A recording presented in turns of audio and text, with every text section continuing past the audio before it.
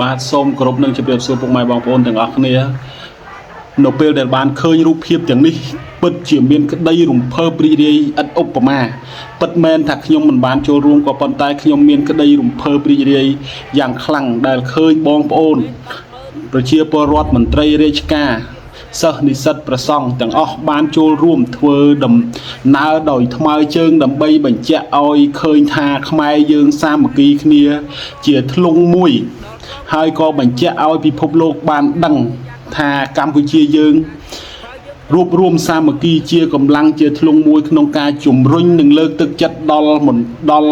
ថ្នាក់ដឹកនាំជាតិនិងកងពលកងទាហានកងខេមរៈភូមិន្ទដែលបានឈរជើងពុះពៀយ៉ាងក្លាហានដើម្បីការពារជាតិនិងទឹកដីហើយក៏នេះក៏ជាចលករមួយជាកម្លាំងមួយដែលលើកទឹកចិត្តនិងជំរុញនិងលើកទឹកចិត្តដល់បងប្អូនជាកងខេមរៈភូមិន្ទជួរមុខដែលនៅការពារឈរការពារទឹកដីដោយភាពអង់អាចក្លាហានហើយក៏ជាសក្ខីភាពបញ្ជាក់ថាបងប្អូនប្រជាពលរដ្ឋនៅជួរខាងក្រោយមិនភ្លេចបងប្អូនដែលជាកងយុទ្ធពលខេមរៈភូមិន្ទដែលឈរជើងនៅជួរមុខនោះឡើយហើយនេះក៏បញ្ជាក់ឲ្យពិភពលោកដឹងថាខ្មែរ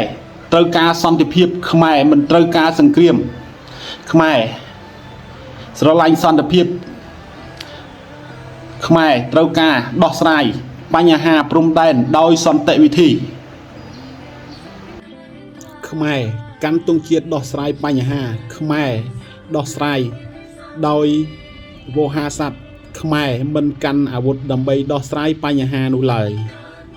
ខ្មែរមិនចង់មានសង្គ្រាមឡើយ